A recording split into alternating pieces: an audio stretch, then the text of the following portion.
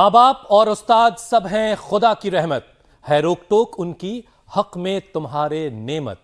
क्या आपके साथ भी ऐसा होता है कि घर में बड़े बुजुर्गों की टोका टोकी अक्सर आपको अच्छी नहीं लगती? किसी बात पर आप उनके ना कहते हैं और आप रिएक्ट कर देते हैं और फिर बाद में शायद ये एहसास जरूर होता होगा कि काश उनकी बात मान लेते तो आज ये जो परेशानी हो रही है आपको वो ना होती।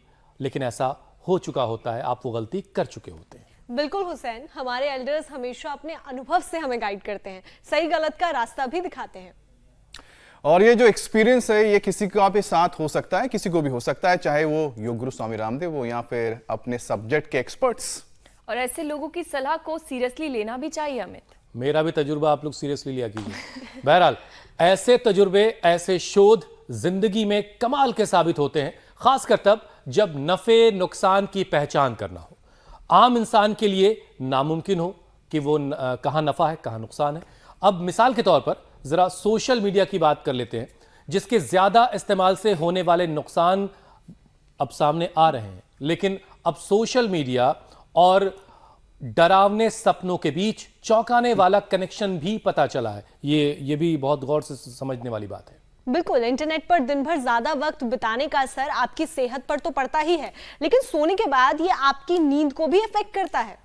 वैसे एक स्टडी के मुताबिक तो इसकी वजह से 68% लोगों को डरावने सपने आते हैं, 60% लोगों का स्ट्रेस लेवल ऊपर रहता है यानी हाई रहता है, तो वहीं पर 55% सो ही नहीं पाते हैं।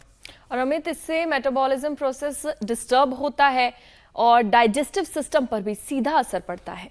और पाचन तंत्र तो शरीर का पावर हाउस है, जाहिर है इसके बिगड़ने पर एनर्जी से लेकर इम्यूनिटी तक की कमी शरीर में होने लगती है। और तभी देखिए ना, पेरिस ओलंपिक जा रहे भारतीय खिलाड़ियों को प्रधानमंत्री मोदी ने सलाह दी है कि अच्छी परफॉर्मेंस के लिए नींद बहुत जरूरी है और इसीलिए पूरी नींद लिया करें।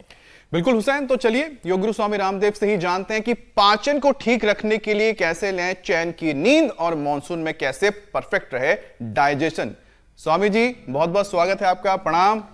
प्रणाम स्वामी जी। ये कुछ खास है? प्रणाम आपको भी। पाचन के लिए, डाइजेशन के लिए एक तो सुबह उठते ही थोड़ा नींबू पानी पी लें, इससे, और गर्म पानी में, जैसे हमने गर्म पानी रखा हो इसमें नींबू डाल करके जब ऐसे पीते हैं ना, पूरा डाइजेशन एकदम अच्छा हो जाता है, तरोताज़ा हो जाते हैं। जिनको कॉन्स्टिपेशन उनको आंवला एलोवेरा का जूस ऐसे पी लेना चाहिए। जिनको पुराना कॉन्स्टिपेशन है उनको, जैसे हमारी यहाँ दो बहनें बैठी हैं, रमा जी और अंजलि जी, एक को भयंकर कब्ज और दूसरी को भयंकर एसिडिटी थी। कब्ज और एसिडिटी दोनों को इन्होंने खदेड़ दिया।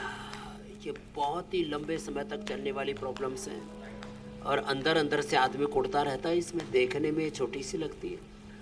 और जो बालक अरविंद है उसको तो फैटी लीवर इतना ज़्यादा हो गया था और कुछ नशे की लत भी लग गई थी, वो तो दोनों ही काम हो गए।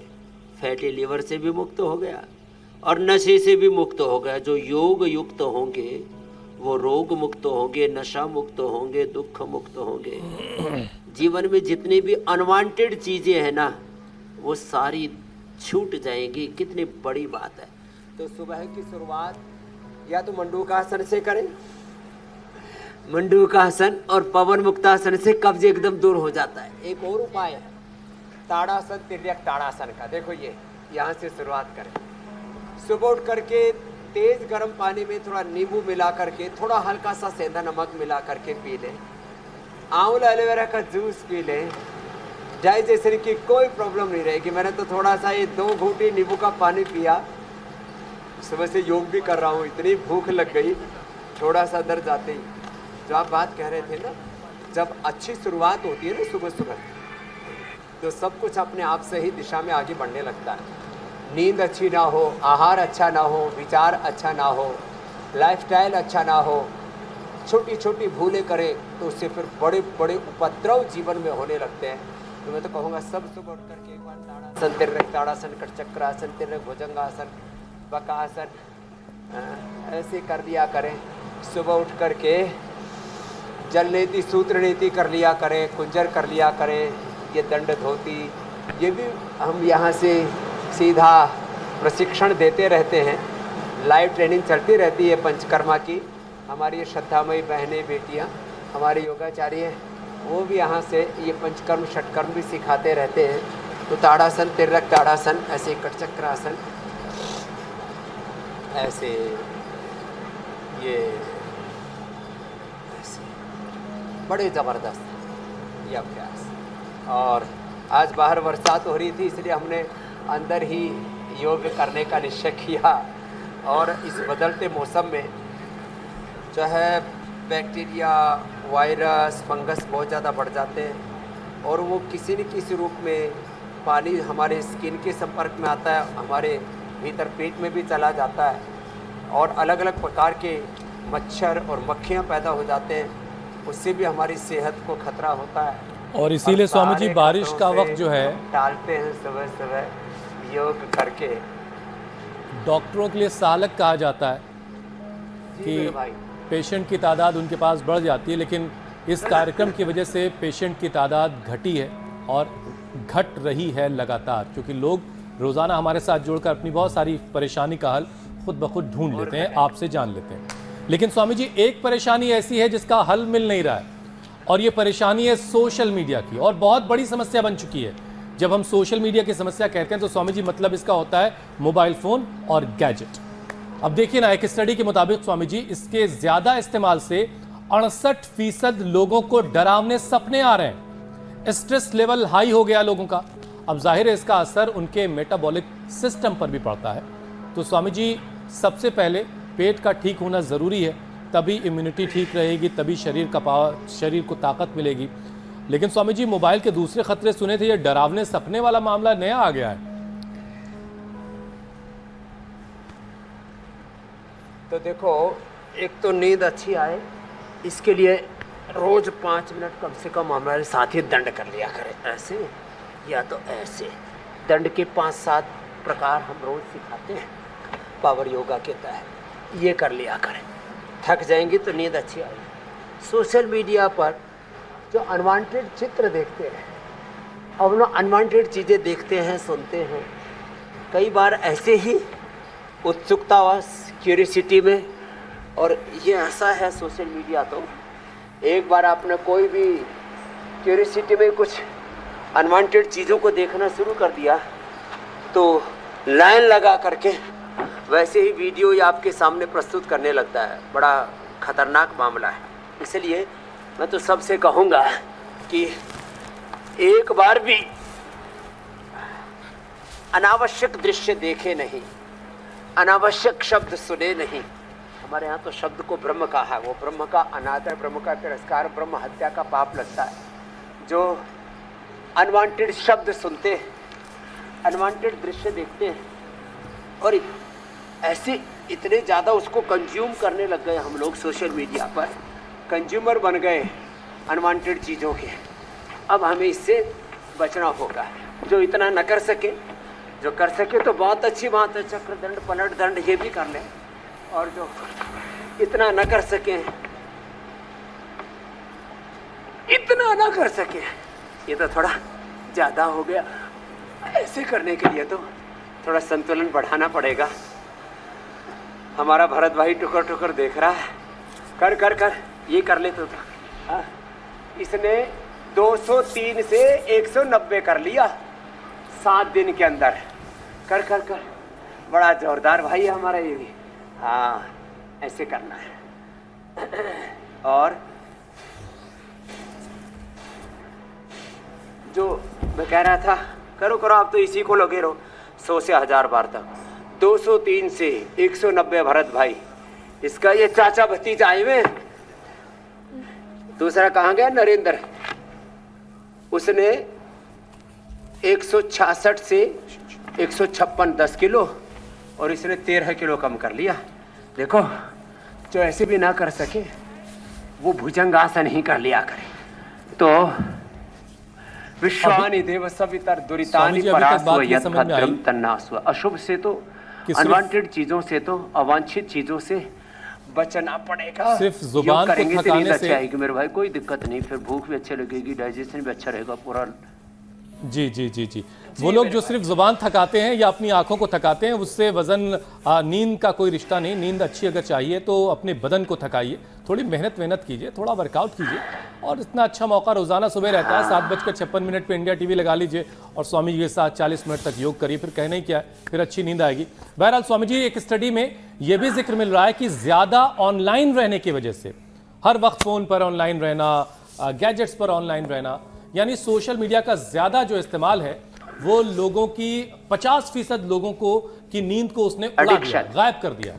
और ये इतना बड़ा विषय है स्वामी जी कि हमारे प्रधानमंत्री भी इस पर बोल चुके। उन्होंने कहा कि जब कल पेरिस ओलंपिक में हिस्सा लेने वाले खिलाड़ी जा रहे थे, उनसे उनकी मुलाकात हो रही थी, तो उन्होंने कहा कि प्रॉपर नींद जरूर लें। स्वामी जी, पहले जरा हम उनको, प्रधानमंत्री को सुनवाते हैं, उसके बाद फिर आपसे जानेंगे कि और क्या क्या उपाय हो सकते हैं जिससे नींद जो है वो बेहतर मिले। दूसरा, आप लोग जानते होंगे, आपको शायद ये आपके कोचेज हैं वो सब, ये आपकी जो साइकोलॉजिकल जो ट्रीट करते हैं वो भी आपको समझाते होंगे। खेल जगत में प्रैक्टिस का जितना महत्व है, कंसिस्टेंसी का जितना महत्व है, उतना ही महत्व नींद का है। और कभी कभी तो कल सुबह मैच होने वाला, आज रात को नींद ही नहीं आ रही है, और शायद कोई और चीज हमें जितना नुकसान नहीं करती है, उससे ज्यादा नींद का अभाव नुकसान करती है। और आपको आश्चर्य होगा कि एक ऐसा प्रधानमंत्री है जो हमको सोने के लिए कह रहा है लेकिन मैं आपसे आग्रह से कहूंगा, अच्छी नींद बहुत जरूरी है खेल जगत के लिए, किसी भी जीवन के हर चीज के लिए। और आजकल तो मेडिकल साइंस भी नींद पर बहुत बल दे रहा है। ये वाकई बड़ी बात है कि कल एग्जाम है या फिर कल कोई इवेंट है किसी खिलाड़ी का, उससे पहले जो बच्चा है, जो स्टूडेंट है, उसको नींद नहीं आ रही है, जो खिलाड़ी है उसको नींद नहीं आ रही है। परफॉर्मेंस के ऊपर भी ना बहुत बुरा प्रभाव पड़ता है।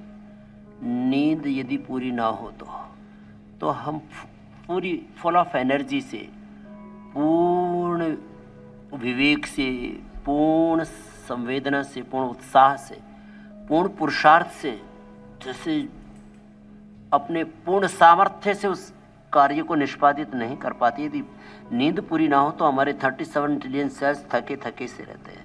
इसलिए नींद का पूरा होना हमारी परफॉर्मेंस के लिए जरूरी है। उसके लिए मैंने, आपने देखा, बीच में सर्वांगासन किया, शीर्षासन भी किया, सूर्य नमस्कार से शुरुआत की, और इसके लिए ना फिर श्वासों के साथ, जैसे हमारे साथ में यहाँ पर सब बालक हैं, अरविंद जी, रमा जी, अंजलि जी, एकता जी, हमारे श्याम शर्मा जी, कपाल भाती अनुलोम विलोम कर रहे हैं। अनुलोम विलोम करें, भ्रामरी करें, उद्गीत करें, ओंकार ध्यान करें और गायत्री ध्यान करें। हमारे यहाँ तो ध्यान के सैकड़ों विधि विधान हैं। दृष्टा ध्यान, विपश्यना ध्यान, प्रेक्षा ध्यान, गुणातीत भावातीत ध्यान, ओंकार गायत्री ध्यान, आत्मस्वरूप का ध्यान, मूलाधार से सहस्रार तक, नाद योग, हठ योग, चंद्र शक्ति, सूर्य शक्ति का अपने भीतर उद्बोधन प्रबोधन करने के लिए हठ योग, कुंडलिनी योग, ये सब कुछ योग है।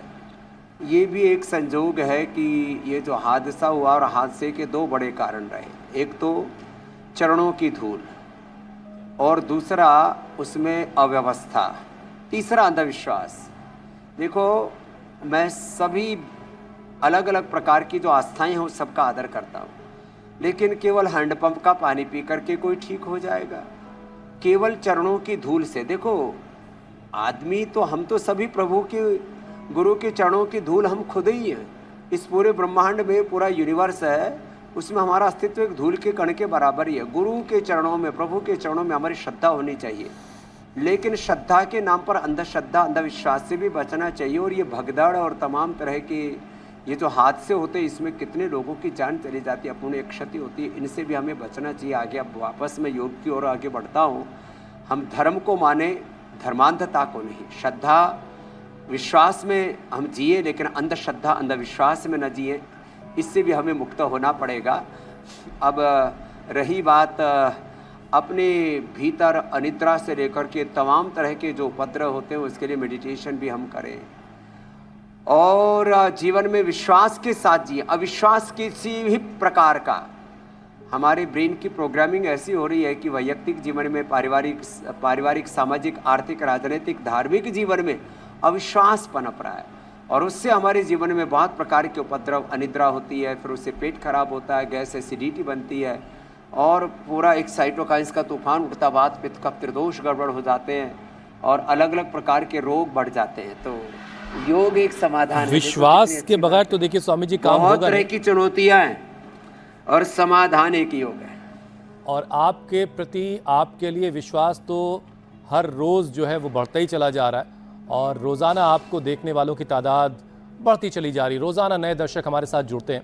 स्वामी जी देखिए, नींद की कमी से आपने बताया कि परफॉर्मेंस पर बहुत बुरा असर पड़ता है, तो जाहिर है अलग अलग ऑर्गन पर भी असर पड़ता होगा, पूरा मेटाबॉलिक जो सिस्टम है उस पर बुरा असर पड़ता है, तो पाचन इसकी वजह से कमज़ोर होता है और फिर इससे बहुत सारी बीमारियों की शुरुआत होती है।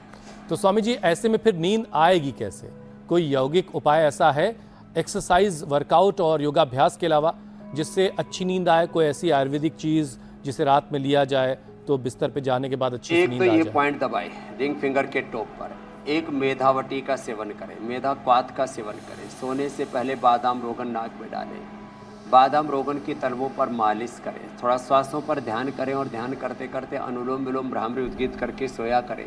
ये पॉइंट दबाए करें, मेधावटी लिया करें।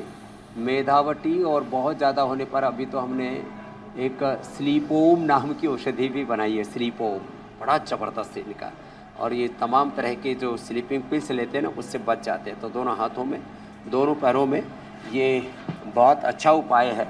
कपाल भाती करते करते ही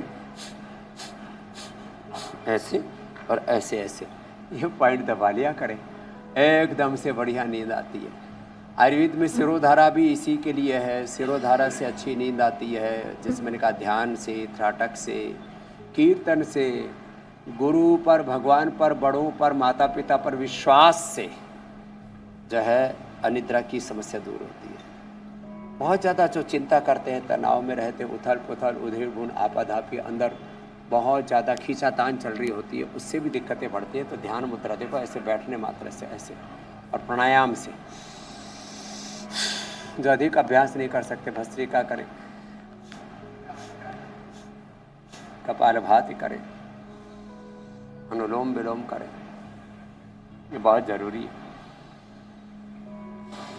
इससे भी अच्छी नींद आती है। फिर नींद कम आती है तो बीपी बढ़ता है, तो हम कहते हैं लौकी जूस और मुक्तावटी बीपी ग्रिड का प्रयोग। उससे हार्ट का असर पड़ता है तो कार्डियोग्रिड, हृदयामृत, अर्जुन की छाल, दालचीनी, अर्जुनारिष्ट का प्रयोग करें। नींद कम आती है तो उससे शुगर भी बढ़ जाती है, तो खीरा, करेला, टमाटर का जूस, मधुनाशिनी, मधुग्रिड का प्रयोग करें। मंडूकासन, योग मुद्रासन, ये तो लंबा करना ही पड़ेगा। पवन मुक्तासन, बैठ करके वज्रासन में मंडूकासन और लेट करके पवन मुक्तासन, ये तो सभी से हो जाता है। ये तो कुर्सी पर भी बैठ करके लोग कर लेते हैं। तो हमें ये अभ्यास करने पड़ेंगे और इसका बहुत ज़बरदस्त असर पड़ता है हमारे पेट पर, डाइजेशन पर, पेनक्रियाज पर। तो बीपी भी नहीं बढ़ेगा, शुगर भी नहीं बढ़ेगा, और बड़ी बात है लीवर, किडनी, पेनक्रियाज, इंटेस्टाइन। और हाँ, नींद पूरी ना आए तो सेक्सुअल डिसऑर्डर्स भी होते हैं, इनफर्टिलिटी तक हो जाती है, हार्मोनल इम्बैलेंस हो जाता है।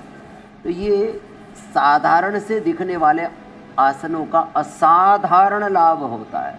सर्वकल्प का काढ़ा पी लिया, लिवोग्रिड, लिवामृत ले लिया, किडनी ने भी जवाब दी, स्वामी जी बहुत से लोग ये कहेंगे दिक्कत आ गई तो उसके लिए रेनोग्रिड, नहीं तो पेट के लिए तो लिवोग्रिड। कि हमने सारे अभ्यास सुबह किए थे और दिन भर में हमारी थकान जो है वो दूर हो गई है, अब रात को नींद नहीं आ रही। तो उसका एक इलाज मैं बता रहा हूँ, फ़ोन पहले दूर रख दीजिए सोने से काफ़ी देर पहले, और उसके बाद भी नींद नहीं आ रही है तो माता जी के सिर में तेल लगा लीजिए, उनका पैर दबा लीजिए, पिताजी की सेवा कर लीजिए, फिर अच्छी सी नींद आ जाएगी। थोड़ा थक जाएंगे, फिर अच्छी सी नींद आ जाएगी।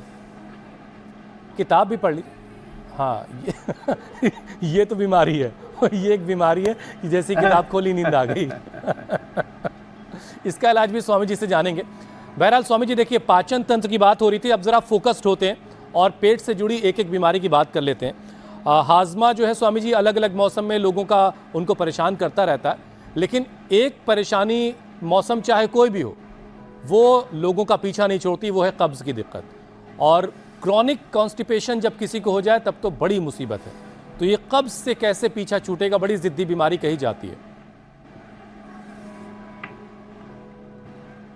ये पवन मुक्तासन, लेट करके, बैठ करके मंडूकासन, ये कब्ज का स्थायी सॉल्यूशन है। ऐसे और ऐसे, ये दो ही चीज़ें करना है, पवन मुक्तासन, बैठ के मंडूकासन।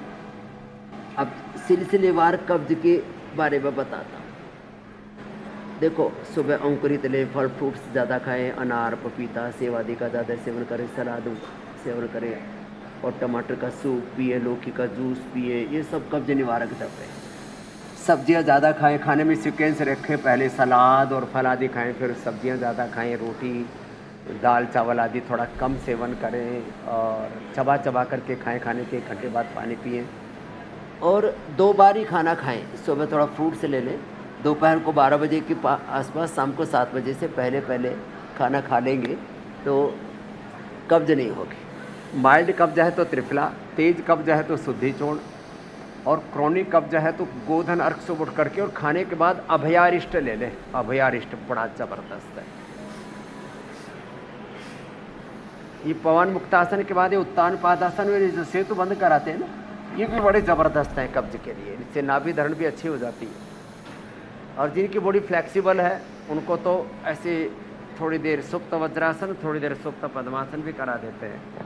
और पीने में कायाकल्प का काढ़ा बड़ा ज़बरदस्त होता है कब्ज के लिए। अमलतास का प्रयोग, अमलतास का की फलियाँ रात को उसको भिगो दिया, सुबह उसका पानी पी लिया, अथवा सुबह भिगो करके रात को पानी पी लिया, कब्ज रहेगा ही नहीं। आंतों को ताकतवर बनाना है। आंतों को ताकतवर बनाने के लिए तेज़ चला करें, और जो जवान है वो दौड़ा करें। जब आप दोनों पैरों से चलते हैं तो छोटी बड़ी आंत दोनों आपकी एक्टिव हो जाती है। तो जिनकी बॉडी फ्लेक्सिबल है वो, जैसे अभी हमने किया सुप्त वज्रासन, सुप्त पद्मासन भी किया करें। इससे ना धरण जिनकी दिखती है उससे कब्ज बहुत ज़्यादा हो जाता है। तो नाभि और कोड़ी दोनों अच्छे रहेंगे आपके। इतना ज़बरदस्त है ये। ऐसे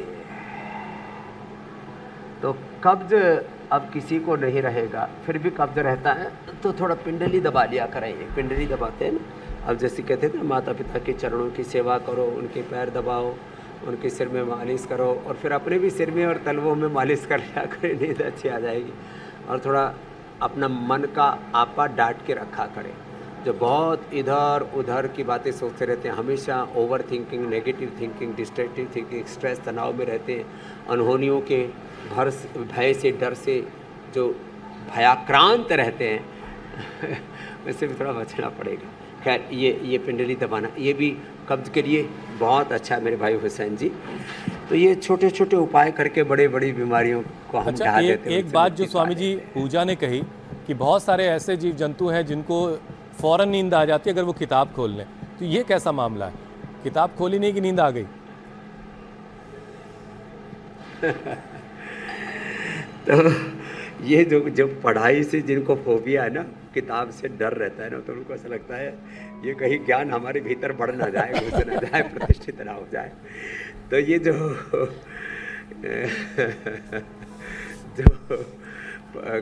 पढ़ते समय से ही जो किताबों से डरा करते थे, पढ़ने से डरा करते थे, उनके लिए ये भी एक अच्छा उपाय है। चलो तो लेकिन ये अच्छा उपाय है, कोई बात नहीं।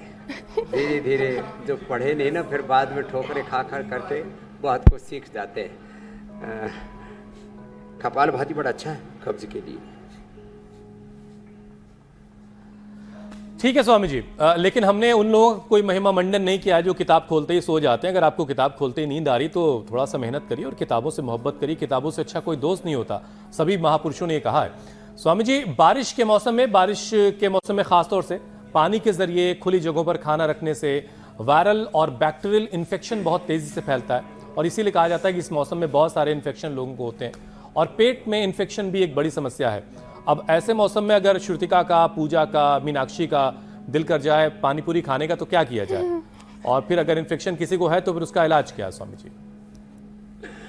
देखो, ये रोड के किनारे ये जो पानी पूरियाँ खाते हैं, एक तो उसमें इतने गंदे मसाले और इतने गंदे गंदे टेस्ट इन्हेंसर और क्या क्या चीज़ें डालते हैं। दूसरा, उनमें मक्खियाँ और मच्छर भिनभिनाते रहते हैं और कई बार तो पसीने भी टपकते रहते हैं। मक्खी कहीं बैठती है तो 1 सेकंड के अंदर वहीं कीड़े दे देती है और हज़ारों कीड़े एक साथ देती है। स्वामी वो जी, ये सब उस सब पानी बताओगे में तो घुल मन ही जाते नहीं करेगा हैं खाने और का। उससे पेट में इन्फेक्शन, फिर जो है डायरिया होता है, कोलाइटिस। हाँ, ये गोलगप्पे, समोसे, पकोड़े, फिर जलेबी, फिर इमरती, फिर लड्डू और वो आगरे वाला पेठा, मक्खियाँ उन पे होलसेल में बैठती हैं हज़ारों की मात्रा में और लाखों की मात्रा में फिर उनके ऊपर अंडे देती हैं और वही अंदर पेट में जाते हैं। ये तो हमारी इम्यूनिटी मजबूत होती है, नहीं तो आदमी की मौत तक हो सकती है। ये तो भारतीय लोग हैं जैसे जिनको ये सब खाने की आदत रहती है, वो उनके खिलाफ अपनी इम्यूनिटी विकसित कर लेते हैं। यदि विदेशी लोग आकर के एक दिन पानी पूरी ले ले, एक दिन ये सड़क पर मिलने वाले गोलगप्पे, एक दिन ये जो है समोसे, पकोड़े और यहाँ तक कि लड्डू जलेबी खा ले, पानी तक पी लेते हैं ना यहाँ का, बिना वो जो है मिनरल वाटर, वो तक भी कहते हैं जो उससे इन्फेक्शन हो गया। तो ये तो बड़ा खतरनाक मामला है। तो ये जो डायरिया होता है उसके लिए ना, फिर कुटजारिस्ट, कुटज, घरबटी, कोलोकेट, बेल का प्रयोग या दही या छाछ में इसब गोल का प्रयोग, उबला हुआ सेब, बेल का शरबत, पकी हुई बेल। हमारे यहाँ तो 12 महीने, आजकल 12 महीने बेल मिलती है, पूर्व पश्चिम उत्तर दक्षिण पूरे हिंदुस्तान में बेल है, 12 महीने बेल मिलती है। बेल का प्रयोग भी बड़ा अच्छा है, बेल का सूखा पाउडर भी बड़ा अच्छा होता है, छाछ में लवण भास्कर, हिंगवाष्टक भी अच्छा होता है। ज़्यादा कोलाइटिस हो जाए ना, ज़्यादा बार बार उल्टी दस्त जाना पड़े तो आदमी टूट जाता है, उसके शरीर में खाया पिया लगता भी नहीं है और आँव बनने लगता है, इरिटेबल बाउंड सिंड्रोम, गुड़गुड़ होने लगती है पेट में, इनईजीनेस होने लगता है। ये सब चीज़ें ठीक नहीं है।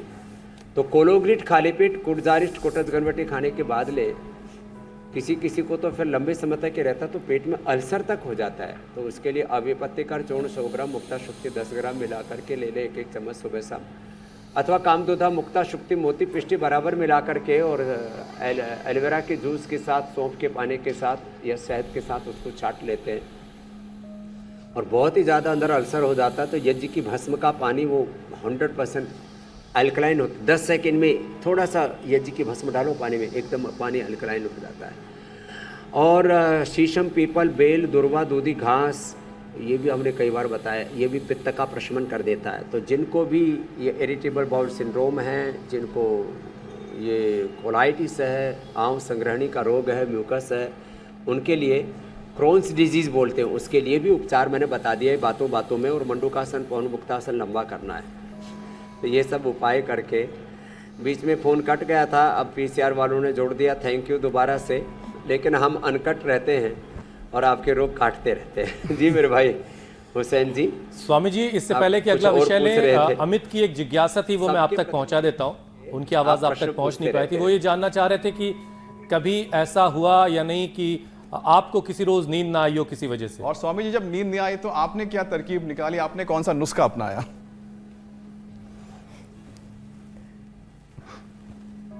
देखो, ऐसे तो मैं ऐसा प्राणी हूँ, इतना पुरुषार्थ करता हूँ, गाड़ी में बैठता हूँ वहाँ नींद आ जाती है, प्लेन में बैठता हूँ वहाँ नींद आ जाती है, योग करते समय, काम करते समय नींद नहीं आती है, पढ़ते समय नींद नहीं आती है, ये बात तो है।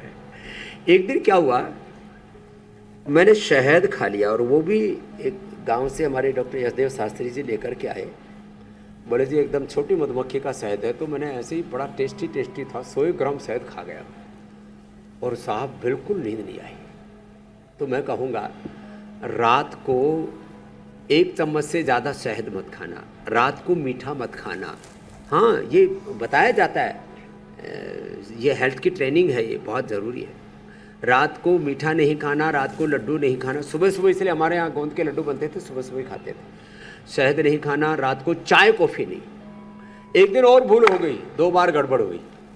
मैं ऐसे प्लेन में बैठते ही सो जाता था। एक दिन क्या किया कि मैं तो चाय कॉफ़ी पीता नहीं, एक ने बोला जी प्यास बहुत लगी थी, तो वो प्राइवेट प्लेन था, उसमें कॉफ़ी जो है कॉफ़ी रखी थी। बोले जी ठंडी कॉफ़ी है, इसको क्या बोलते हैं, जो भी है, कोल्ड कॉफी। तो बोले आप ये पी लो। सामने पी, पूरी रात ऐसे ही जागता रहे जैसे बस अभी सुबह सवेरा ही हुआ है। तो ये रात को चाय, रात को कॉफ़ी, जो बच्चे जाग जाग करके पढ़ते हैं ना, चाय कॉफ़ी पीते रहते हैं। फिर तो रात को लड्डू, रात को जलेबी, रात को ये जो है चीनी मीठा या शहद, कोई भी चीज़ ये नहीं लेना। और रात को फिर ये मोबाइल, तो जैसे कहा कि इसको तो दूर रखना ही, चिंताओं से दूर रहना। कितने संकट, संघर्ष, चुनौतियाँ हों जिंदगी में, बस अपना पुरुषार्थ पूरे करना और प्रभु से प्रार्थना करना, आपका समाधान निकल आएगा। तो 2 बार गड़बड़ हुई। जो लोग स्वामी जी कुल मिलाकर योग करते रहेंगे वो अपने पास बटन लगा लेंगे एक तरह का, दबाया, सो गए और जब जी चाहा उठ गए। तो उस स्थिति में आने के लिए रोजाना योग करना पड़ेगा।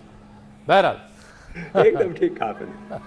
स्वामी जी देखिए, टाइफाइड का जो मामला है वो भी पेट से जुड़ा हुआ है और इस मौसम में इसके मामले ज्यादा आते हैं और कई बार इसे आइडेंटिफाई करना भी मुश्किल हो जाता है। तो टाइफाइड को कैसे पहचाना जाए जब उसे डिटेक्ट नहीं किया जा पा रहा, तो उसको उसके लक्षण क्या क्या हो सकते हैं, फिर इससे बचने का उपाय? टाइफाइड है आंतों का सूजन, फिर उसमें बुखार आ जाता है। इसको आयुर्वेद में बोला जाता है आंत्र ज्वर।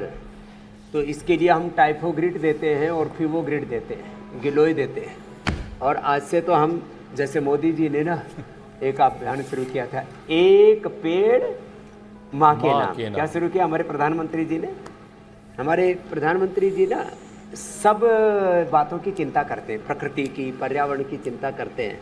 तो आज हम एक पेड़, एक पौधा, सेहत के नाम, हाँ, ये शुरू करने वाले हैं और उसके भी बारे में बताने वाले हैं। तो देखो, एक तो ये योग तो पूरा करना ही है। तो एक पेड़ पौधे की क्या क्या शक्ति है ज़रा सुनो।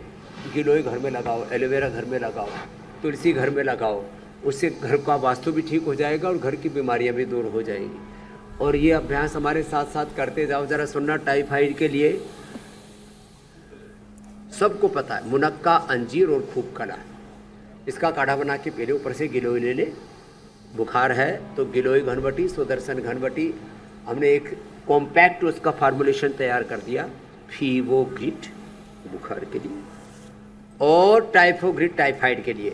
ये खूब कला, मुनक्का, अंजीर का पेस्ट का ही हमने बस वो करके शीशी में, कांच की शीशी में भर के दे दिया। बड़ी ज़बरदस्त चीज़ें हैं। तो ये देखो बड़ी, और इससे कोई नुकसान, जो लोग मैं देखता हूँ बच्चों को टाइफाइड के लिए, बुखार के लिए दवाई देते हैं। कल ही मेरे पास, जो मैं कल मेरे साथ योग कर रही थी बेटी अनुष्का, 40 यूनिट उसको इंसुलिन लेना पड़ रहा था। एक दिन बुखार हुआ, बुखार में वो दवाई ले ली और उससे फिर ज़िंदगी भर के लिए टाइप 1 डायबिटीज़ हो गया। तो टाइफाइड के लिए, बुखार के लिए, कोई इन्फेक्शन के लिए बच्चों को दवाई दे देते हैं, ज़िंदगी भर के लिए टाइप 1 डायबिटीज़ हो जाता है। इससे भी हमें बचाना है। तो ये आज टाइफाइड का उपाय बता दिया है, बुखार का भी उपाय बता दिया। तो बुखार, टाइफाइड और जनरल इन्फेक्शन होता है तो इम्यूनोग्रिड ले लें, गिलोय घरवटी ले लें, थोड़ा आंवला एलोवेरा रोज़ पी लिया करें। हमको तो कभी इन्फेक्शन होता ही नहीं है, पता नहीं क्या, जिसको देखो इसी को पेट में इन्फेक्शन, फूड पॉइजनिंग, उल्टी दस्त, ये सब चलता रहता कुछ चक्कर। बुखार, मुझे बुखार क्यों नहीं था भाई? देखो कभी कभी हुसैन जी, देखो आपको बुलाना नहीं दे रहा हूँ, लेकिन कभी कभी आप भी छुट्टी मार लेते हैं। कभी कभी अमित जी भी, कभी कभी मीनाक्षी, ज्योत्सना, पूजा, अभी तो शुरू ही हुई हैं, श्रुतिका जी। मैं तो एक दिन भी गैर हाजिर नहीं हुआ, मुझे तो एक दिन भी बुखार नहीं हुआ पिछले 5 सालों में। नहीं लगा, नहीं तो बीच में उठ के जाना पड़ेगा आपको, फिर ब्रेक लेना पड़ेगा। अभी रुकते हैं एक छोटे से ब्रेक के बाद, फिर आपको बताएंगे कि अब बुखार के बाद सर्दी जुकाम का क्या इलाज है। स्वामी जी आप अनकट है ना। और स्वामी जी आप तो इस गुरुकुल के प्रधानाचार्य हैं, तो इसलिए मुझे लगता है कि आपको मौका नहीं मिलता, हम ले लेते हैं मौका। अलाउ ही नहीं है स्वामी जी आपको छुट्टी लेना। अब स्वामी जी अगले विषय की ओर बढ़ते हैं। जी स्वामी जी, बात कोलाइटिस की करें तो कोलाइटिस की जो परेशानी होने पर उसे कंट्रोल कैसे की जा सकती है, इसके बारे में समझाइए। लोगों को इसके बारे में ज्ञान थोड़ा कम होता है, जिसकी वजह से ये बीमारी एक बार हो जाती है तो फिर बढ़ती रहती है, ठीक नहीं हो पाती है वक्त। देखो कोलाइटिस में कोलोग्रिड, कोटस्टिग्नोमेटी, कोडजारिस्ट और चित्रकादि तो मैंने बता दिया, लेकिन एक बात बताता हूँ, कोलाइटिस होने पर देखो ये पथ्य बड़ी ज़बरदस्त बात है। जिनको भी कोलाइटिस है उनको दूध, घी और किसी भी प्रकार के मीठे का सेवन नहीं करना। लोग ऐसे खाते रहते हैं, तो ये हमने तो दूध ही पिया था, फिर तो ये तो भयंकर दस्त लग गए, फिर स्टीराइड तक लेना पड़ता है, आंतें काटनी पड़ती हैं कोलाइटिस में, बड़ा खतरनाक है अल्सरेटिव कोलाइटिस में। तो देखो, एक तो ये मुंडूकासन और वक्रासन, अर्धमत्स्येंद्रासन कर लें, ये बड़े ज़बरदस्त हैं। हाँ, तो मीठा, किसी भी प्रकार का मीठा, घी, गाय का हो या भैंस का हो, और मीठा घी, दूध का सेवन नहीं करना। दही छाछ उसके लिए हो सकता है, दूध तो उसके लिए जहर का काम करता है। ये इस चीज़ का भी ध्यान रखना है। और अपने पाचन को अच्छा बनाए रखने के लिए पंचकोल, पीपल, पीपला मूल, चित्रक चब्बे से उठा, ऐसा कड़ाके की भूख लगती नहीं तो कोलाइटिस वालों का खाया पिया तो नीचे निकल जाता है खाना पैखाने में, और फिर भूख कम हो जाती है। तो उसके लिए भी उपाय हमने बता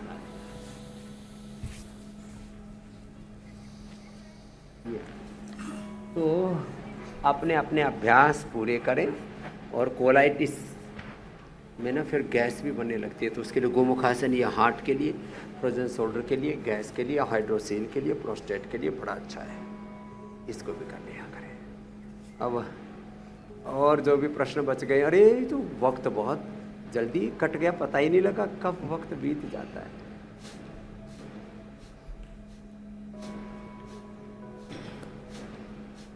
आपकी बातें सुनते सुनते वक्त जो है वो गुजर जाता है और ख़बर नहीं होती।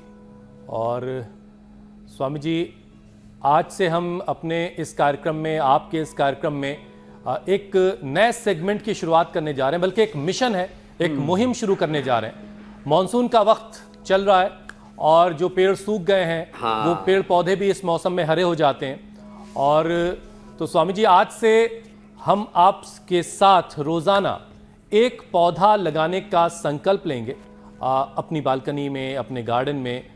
और आज आप भी एक पौधा लगा करके इसकी शुरुआत करेंगे। तो ये एक मिशन है।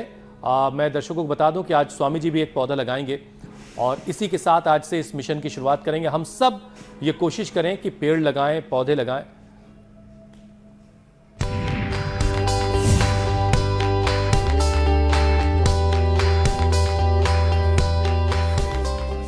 लगाने वाला कार्यक्रम हमने पहले भी शुरू किया और आज इसको बड़े रूप में हम आगे बढ़ाना चाहते हैं। और ऊपर रखते हैं छोटे से, एक पौधा सेहत के नाम। ये एक पौधा बड़ा महत्वपूर्ण है। हाँ, और हम इसको जुलाई और अगस्त में इसको विशेष रूप से आगे बढ़ाना चाहेंगे। देखो, वास्तु दोष, ग्रह दोष और पितर दोष, काल सर्प दोष, प्रारब्ध दोष, इसके नाम पर हम कितने उपाय बताते हैं। भविष्यवाणी में भी हमारे इंदु प्रकाश जी जो है वो बताते रहते हैं कि भाई इन चीज़ों से बचना है तो ये करें, ये इस दोष से, इस चीज़ से बचना है तो ये करें। तो देखो, ये जो लेमन ग्रास है ना, मक्खी, मच्छर, मलेरिया, डेंगू का प्रकोप हो रहा है, ऐसे ये अपने घर में ही ये बड़ा अच्छा पौधा होता है। इसकी पन्ने को ऐसे फाड़ करके और ऐसे ये निकल जाता है और इसको ऐसे लगा लिया करें, है ना, ये। और फिर इसको थोड़ा पानी दे दिया करें। वैसे तो अब बरसात का भी पानी अच्छा आ रहा है। ये तो लेमन ग्रास है और ये लवेंडर है। ये जो दो पौधे होंगे तो वहाँ पर ये ग्रह दोष, वास्तु दोष, काल सर्प दोष, प्रारब्ध दोष, जीवन में अनहोनियाँ तो टल ही जाएंगी। इससे घर में मक्खी मच्छर भी नहीं आएंगे। अब शेर को भगाने के लिए तो मेरे पास अभी कोई पौधा है नहीं। मैं सोचूंगा कि घर में पौधा लगा लो और फिर शेर ना आए, हाथी ना आए, उसके लिए भी मैं कुछ सोचूंगा। लेकिन मक्खी मच्छर के लिए तो ये एकदम पक्का है। ये लवेंडर का और लेमन ग्रास को तो इसका तो तेल भी आता है और इसको ऐसे आप रगड़ो ना तो ऐसे इसमें इतनी अच्छी खुशबू आती है, चित्त प्रसन्न हो जाता है। अरोमा थेरापी भी है एक। तो ऐसे लवेंडर और लेमन ग्रास लगाएंगे, उनके घर में डेंगू, चिकनगुनिया, मलेरिया, ये सब प्रॉब्लम्स नहीं होंगी। वैसे डेंगू के लिए प्लेटलेट जब घट जाते हैं तो हमने प्लेटोग्रिट और एलोवेरा, गिलोय, अनार और उसमें पपीते के पत्तों का रस, ये बहुत कुछ बताया हुआ, बीटा ग्रास आदि। और डेंगू के लिए हमने ऐसे ही चिकनगुनिया के लिए बताया हुआ है। लेकिन ये पौधे जो है डेंगू चिकनगुनिया का प्रवेश ही रोक देंगे। घर में साफ सफाई ये कमाल का पौधा है स्वामी जी, लेमन ग्रास। पौधे लगाएंगे, जो लोग भी मच्छर से परेशान हैं, तुलसी, एलोवेरा, गिलोय से लेकर के, उन्हें ये पौधा अपने घर में जरूर लगाना चाहिए, बल्कि सबको लगाना चाहिए, ताकि मच्छरों के चक्कर में बहुत सारी चीजें जो पूरे घर में पॉजिटिव एनर्जी बनी रहेगी, पॉजिटिव वाइब्स आएंगे सब दिशाओं से। चलिए, हमने एक पौधे की बात की थी स्वामी जी, आपने एक के साथ एक फ्री कर दिया, ये भी कमाल है। अब जरा आगे बढ़ते हैं और रोजाना हम एक वायरल दावे की सच्चाई की परख करते हैं, फैक्ट चेक करते हैं। तो स्वामी जी, एक दावा यह किया जा रहा है कि डेंगू का मच्छर सिर्फ पैरों में काटता है, और क्या हरी इलायची के दाने प्लेटलेट्स को बढ़ाते हैं? दो बातें हैं इसमें, एक डेंगू का मच्छर पैर में काटता है, क्या यह सच है? दूसरी बात ये कही जा रही है कि हरी इलायची के दाने जो है उससे डेंगू का प्लेटलेट्स मच्छर बढ़ते हैं। पूरे शरीर में काटता है, ये गलत दावा है कि केवल घुटनों के नीचे काटता है। और इलायची दाने का प्लेटलेट बढ़ाने से कोई विशेष संबंध नहीं है। प्लेटलेट बढ़ाना है तो जैसे अभी मैंने बताया, एलोवेरा, गिलोय और वीटाग्रास, अनारदाना और पपीते के पत्तों का रस, बकरी का दूध, इससे प्लेटलेट बढ़ते हैं। तो ये जो इलायची दाने से प्लेटलेट बढ़ाने के चक्कर में पता लगा कि प्लेटलेट 5-10 हज़ार आ गए, और प्लेटलेट वो इलायची दाना खा रहे हैं और जो है वो शमशान में ही पहुंच गए। तो ऐसे ही इन झूठे दावों से हमें सावधान रहना है। बिल्कुल, तो ये दोनों दावे झूठे हैं, और इसीलिए हमने ये बीड़ा उठाया है कि जो दावे अलग अलग सोशल मीडिया पर किए जाते हैं उनका सच आप तक पहुंचाया। स्वामी जी ने बताया कि इलायची के दाने से कोई फर्क नहीं पड़ने वाला, और मच्छर के लिए पूरा शरीर उसका टारगेट है, कहीं भी वो काट सकता है। स्वामी जी, अब आगे बढ़ते हैं। योग चैलेंज का वक्त हो चला है। हम प्राणायाम भी करते रहेंगे और चैलेंज भी देखते रहेंगे, योग का पूरा जलवा देखेंगे। स्वामी जी, आपने जो चैलेंज दिया था उसे बहुत सारे लोगों ने एक्सेप्ट किया, बहुत सारे वीडियोस आए हैं, कुछ चुनिंदा वीडियो आपको दिखाते हैं।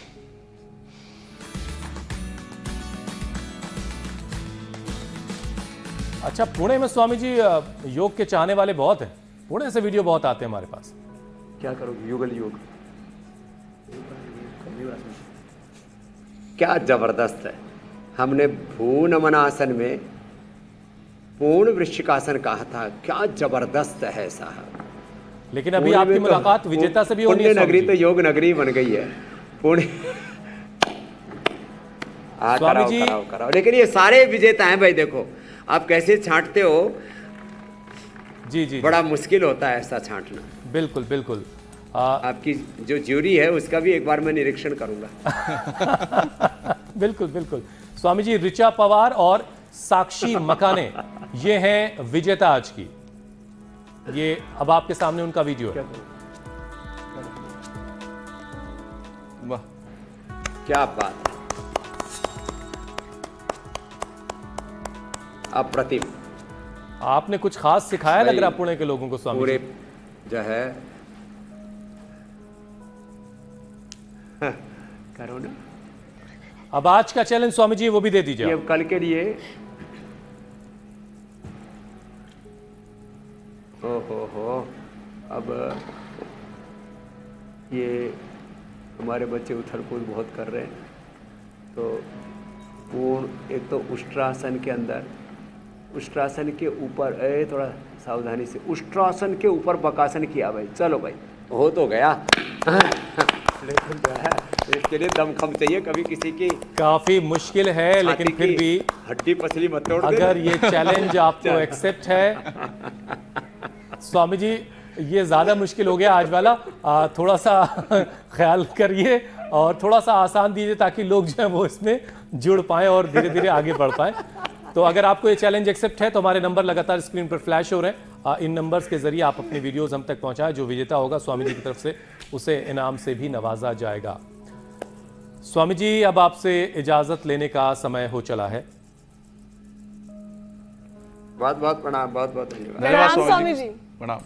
बहुत बहुत शुक्रिया स्वामी जी।